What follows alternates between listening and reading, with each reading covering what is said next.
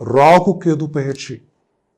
இந்த ராகு கேது பெயர்ச்சி இருக்கிறதுலேயே இருக்கிற 12 ராசிகளில் ரொம்ப அற்புதமான ரீதியில இந்த வருடம் பெயர்ச்சி ஆன கிரகங்களில் ஒரு புறம் குரு பகவான், மறுபுறம் சனி பகவான், இன்னொரு புறம் ராகு கேது. இந்த கிரகங்கள் அனைத்துமே ஒரு ராசிக்கு பாசிட்டிவா இருக்குன்னா அது ரிஷப ராசிக்கு தான். பட் அந்த ரிஷப ராசிக்கும் இதுல ஒரு நெகட்டிவ் இருக்கு. என்னன்னா, உங்களுக்கு ஹை லெவல்ல தனஸ்தானத்தில் இருக்கிற குரு டாப் லெவல்ல வேலை செய்ய போறாரு. உங்களுக்கு சனி பகவான் லாபஸ்தானத்துல பாருங்க, தனஸ்தானத்துல தனகாரகனும், லாபஸ்தானத்திலே சனி பகவான், சனி கொடுத்தால் எவர் கெடுப்பார் என்ற அளவுக்கு கொடுக்கக்கூடிய சனி பகவான் இருக்கக்கூடிய அற்புதமான அமைப்பு. இதுல உங்களுக்கு 10ஆம் இடம்ன்றது தொழில் சார்ந்த இடம். தொழில் சார்ந்த இடத்துல ஒரு பாவகிரகம் நின்றால் மிகுதியான பலம். அந்த தொழில் உங்களுக்கு ஈக்குவலா இணைய நிற்க முடியாத அளவுக்கு, யாராலையும் முடியாதுன்ற அளவுக்கு உங்களுடைய தனித்துவத்தை காட்டக்கூடிய அளவுக்கு ஒரு அருமையான அமைப்பை இந்த ராகு பகவான் உண்டாக்கிடுவார். அப்பேற்பட்ட இடத்துல ராகு பகவான், அதுலயும் உங்களுக்கு சுபத்தையும் யோகத்தையும் அளிக்கக்கூடியவங்க சனியும் ராகுவும் சுக்கிரன். அப்போ இந்த புதன், இவர்கள் பாத்தீங்கன்னா இந்த பாசிட்டிவான இடத்துல உட்கார்றது எவ்வளவு நல்ல விஷயம். அப்போ இந்த வருடம் கிட்டத்தட்ட இந்த பெயர்ச்சி வரக்கூடிய 2025 மே மாதம் 18ஆம் தேதி, அதாவது 19ஆம் தேதி பயிற்சியாகி ராகு பகவான் உங்களுடைய அந்த கும்பராசிக்கு வந்துட போறாரு, 10ஆம் வீட்டிற்கு. அப்போ இந்த ராகு கேது பயிற்சி பாத்தீங்கன்னா, இந்த ராகு எந்த லெவலுக்கு டாப்பா இந்த இடத்துல நிக்கிறாரோ அவ்வளவு நெகட்டிவா கேது பகவான் இந்த இடத்துல உட்காராரு.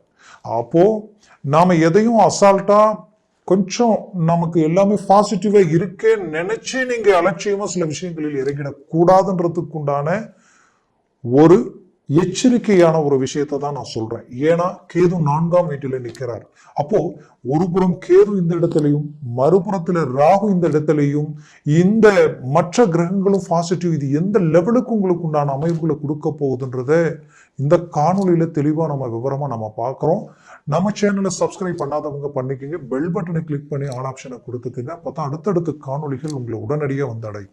அப்போ இந்த கேது பகவான் 4ஆம் இடத்துல நிற்கிறார். ஆல்ரெடி ரிஷபராசி அன்பர்கள் நிறைய மன அழுத்தங்களையும் மனக்குழப்பங்களையும், இனம் புரியாத பிரச்சனைகள். ஏன்னா நாம எது தொட்டாலும் ஏதோ ஒரு விதத்துல டிராப் ஆகுது. ஒரு தொழிலை தொடங்கினா உங்க நேரம், நீங்க தொட்ட நேரம், உங்களோட வேலை செய்யறவங்க நல்ல வளர்ச்சி அடையக்கூடிய அளவுக்கு அந்த தொழில் ஹை லெவலுக்கு போகும். அதே போல ஓப்பனிங் ரொம்ப நல்லா இருந்ததுங்க. ஒரு 6 மாசம் 7 மாசம் ஒரு வருஷத்துக்குள்ள ஹை லெவலுக்கு கொண்டு போனேன்.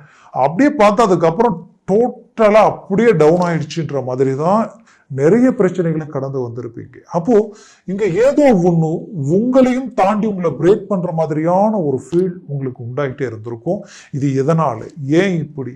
இது ஒரு புறமா இருந்தாலும் குடும்ப ரீதியில உங்களுக்கு வேண்டியவங்க, உங்களை சார்ந்தவங்க, உங்க விரல் உங்க கண்ணை குத்தனா எப்படி இருக்குமோ அப்படி உங்களை நீங்க பெற்ற பிள்ளைகளில் இருந்து கட்டின கணவன் மனைவி வரைக்கும், ஏன் உங்களை பெற்றவங்க, உங்க கூட பிறந்தவங்க ரொம்ப காயப்படுத்தி உங்க வாழ்க்கையில் உங்களை குற்றவாளி ஆக்கக்கூடிய எவ்வளவோ நல்லதை செஞ்சிருப்பீங்க. ஆனா 10 நல்லதுல 9 செஞ்சு 1 செய்ய முடியாத பட்சத்துக்கு நீங்க குற்றவாளி ஆகக்கூடிய நிலைமைகள், குற்றவாளி ஆக்கப்படக்கூடிய நிலைமைகள் எல்லாத்தையும் கடந்து வந்திருப்பீங்க. இது எல்லாத்தையும் ஒரு புறம் போட்டுட்டு ஏதோ ஒரு விதத்துல நாம நினைச்ச இலக்கை அடையணும், நம்ம முயற்சிகள் சக்சஸ் அடையணும், வாழ்க்கையில ஏதோ ஒரு விதத்துல உங்களுடைய அந்தஸ்து, மரியாதை, கௌரவம், உங்களுடைய அடுத்த தலைமுறை, உங்களுடைய பிள்ளைகளுடைய எதிர்காலத்துக்காக நீங்கப்பட்ட கஷ்டம் அவங்க பற்ற கூடாதுன்றதுக்காக எடுக்கக்கூடிய முயற்சிகள். இதுலயும் ரிஷபராசி அன்பர்களுடைய பெண்கள் வாழ்க்கையில பாசத்துக்கு கட்டுப்பட்டவங்க, அன்புக்கு கட்டுப்பட்டவங்க, உண்மையா நம்புவீங்க, உறுதுணையா இருப்பீங்க. ஆனா உங்களுடைய வாழ்க்கையில என்னன்னே தெரியல, எல்லாமே எதிர்ச்சல்.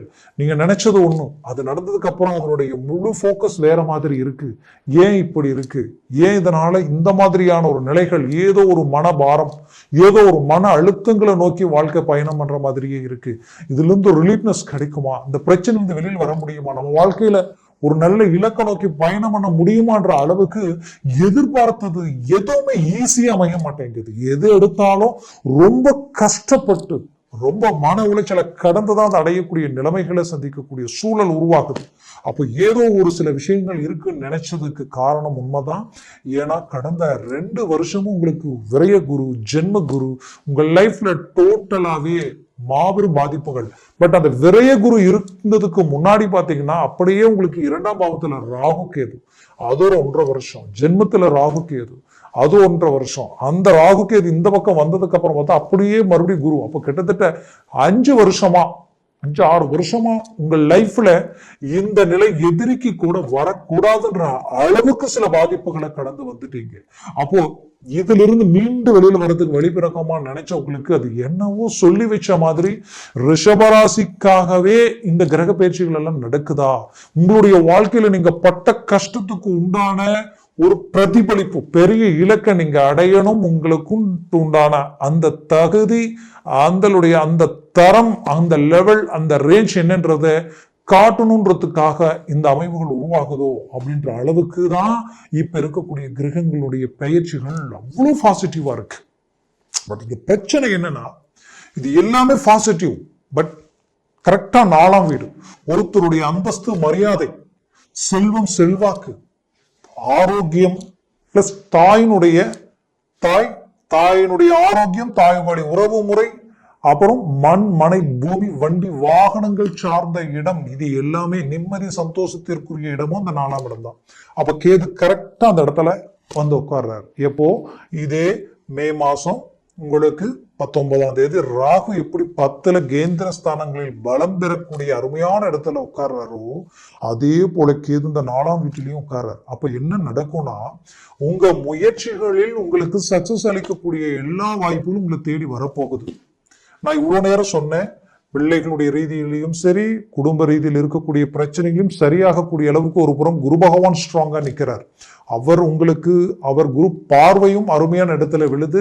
இதனால் உங்களுக்கு கடன் சுமைகள் தீரக்கூடிய வாய்ப்புகளும், இத்தனை நாட்களா இருந்து இந்த பிரச்சனை விட்டு வெளியில வரக்கூடிய ஒரு சூழலையும் உருவாக்கக்கூடிய நிலைமைகள் உண்டாக்கிடும். அடுத்தது சனி பகவான் லாபஸ்தானத்தில் இருக்கிறார். திடீர் அதிர்ஷ்டம், யோகம், மாபெரும் வளர்ச்சி அளிக்கக்கூடிய இடத்துல சனி பகவான் ஹை கிளாஸா இருக்கார்.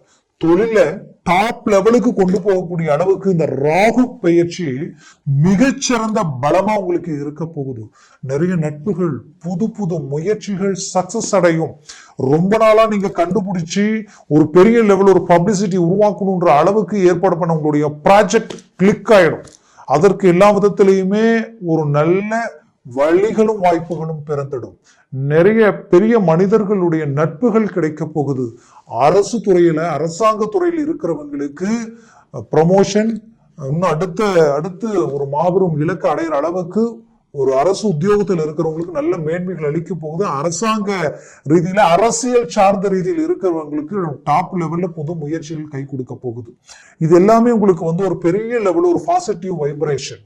அதுலயும் குறிப்பா சொல்லணும்னா வேலையில இருக்கிறவங்களுக்கு இத்தனை நாளா இருந்த மன உளைச்சலும், உங்களுக்கு நடந்த துரோகங்களில் இருந்து மீண்டு வெளியில உங்களுக்கும் ஒரு இமேஜை உருவாக்குற அளவுக்கும், உங்களுக்கு ப்ரமோஷன் கிடைக்கிற அளவுக்கும் ஒரு நல்ல அமைப்புகள் இந்த இடத்துல உண்டாக்க போகுது. இப்ப இது எல்லாமே ஒரு பாசிட்டிவ் தான். அப்போ நான் சொன்ன இந்த கேது பகவான் இந்த இடத்துல உட்காரும் பொழுது இவர் என்ன செய்வார்னா, டோட்டலா இங்க எல்லாம் வரும், பட் உங்களை சுத்தியே உங்க கண்ணு குத்துற மாதிரி உங்களுடைய அருகாமையில் இருக்கக்கூடியவங்களும் சரி, நீங்க பிசினஸ் வாங்கறது கொடுக்கறது எந்த இடமோ அந்த இடமும் சரி, பண வரவு பிளஸ் பணம் கொடுக்கல் வாங்கல் பரிவர்த்தனையும் சரி, இந்த இடத்துல ரொம்ப ரொம்ப கேர்ஃபுல்லா இருக்கணும். இதுலயும் குறிப்பா சொல்லணும்னா உங்களுக்கு, அதுவும் இந்த ரிஷபத்திற்கு சற்று 7ஆம் பாவம்ன்றதே செவ்வாய் பகவானுடைய ஆதிக்கம். அப்போ இந்த கேது 4ஆம் பாவத்துல வரும் பொழுது உங்களுக்கு நிறைய பேர் வாழ்க்கையில கணவர் மனைவி சார்ந்த ரீதியில ரொம்ப எச்சரிக்கையுடன் இருக்கும். ஏன்னா நீங்க கொஞ்சம் லூஸ்டாக் விட்டாலும் அது ஒரு பிரச்சனையா மாறி சிக்கல் உருவாக்குறதுக்கு உண்டான வாய்ப்புகள் இருக்கு. அப்போ சொந்தம், பந்தம், உற்றார், உறவினர்கள் யார் எந்த இடத்துல நெருங்கி இருக்கிறீங்களோ அந்த இடத்துல குடுக்கல் வாங்கல், வரவு செலவு ரீதியில ரொம்ப ரொம்ப கேர்ஃபுல்லா டீல் பண்ணுங்க. 1.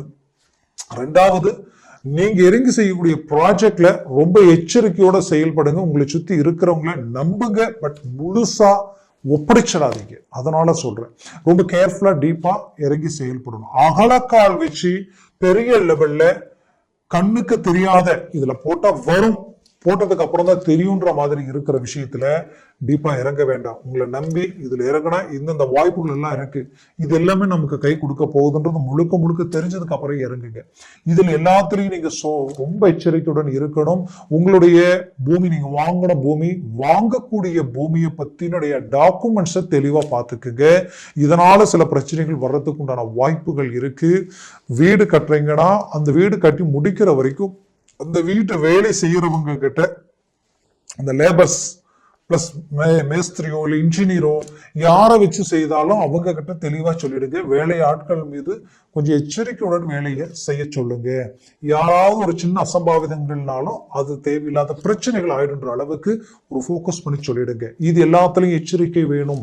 வண்டி வாகனங்கள், கனரக வாகனங்கள் ஓட்டுநர்களும் சரி, வாகன ரீதியில தொழில் செய்யறவங்களும் சரி, அந்த ரீதியில சற்று உங்களுடைய வேலையாட்களிடமும் சரி, நீங்கள் இறங்கி செயல்பட்டாலும் சரி, அதுல மிகுதியான எச்சரிக்கையுடன் செயல்படுவது மிகச்சிறந்த நல்ல விஷயம். ஏன்னா கண்டிப்பா உங்களுக்கு பெரிய லெவல்ல வளர்ச்சி இந்த பக்கம் இருக்கு. பட் அந்த வளர்ச்சிக்கு கேதுவான சில தடைகள் வரும். சில நேரங்களில் ரொம்ப ரொம்ப தடைகள் ஆகிற மாதிரி இருக்கும். அதை கண்டு நீங்க அப்படியே நீங்க துவண்டு போய் நின்றுடக்கூடாது. இல்ல இந்த தடைகள் ஏதோ ஒரு நம்ம இன்னும் ஃபோர்ஸா இறங்கினா நமக்கு சக்சஸ் கிடைக்கும் மட்டும் நீங்க இறங்கி செயல்பட்டால் எந்த வித ஒரு காரியமும் சக்சஸ்ஃபுல் அளிக்கும். அதுலயும் குடுக்கல் வாங்கல், நீங்க கொடுத்த இடம், வாங்கின இடம், வரவு செலவு எல்லாமே கை கொடுக்கும். குறிப்பா சொல்லணும்னா உங்களது வாழ்க்கையில வழக்கு சார்ந்த ரீதியில் இருக்கக்கூடிய பிரச்சனைகளை சரி செய்திடுவீங்க. கணவன் மனைவி ஒன்றிணையக்கூடிய அமைப்புகள் எல்லாமே உருவாக போகுது. திருமண முயற்சிகள் கை கூட போகுது. அதுல எந்த மாற்றமும் இல்லை. 100% திருமண முயற்சிகள் சக்சஸ் அளிக்கும். பெரிய லெவல்ல மேன்மைகளை உண்டாக்கும். ஆக மொத்தத்துல ரொம்ப நாள் புத்திரபாகியம் இல்லாதவங்களுக்கு புத்திரபாகியம் கிடைக்கக்கூடிய வாய்ப்புகளும் அமைய போகுது. அப்போ நல்ல விஷயங்கள் இங்க எல்லாம் நடக்க போகுது. குடும்பத்துல சுபகாரியங்களும் நடக்க போகுது. அப்போ ஒரு புறம் எல்லாம் நல்லா இருந்தாலும் மறுபுறத்தில் பிள்ளைகள் விஷயத்திலையும் சரி, நான் சொன்ன இந்த சில விவரங்கள்ல சில விஷயங்களிலும் சரி, நீங்க சற்று எச்சரிக்கையுடன் செயல்படுவது மிகச்சிறந்த அமைவுகளா உங்களுக்கு இருக்கும்.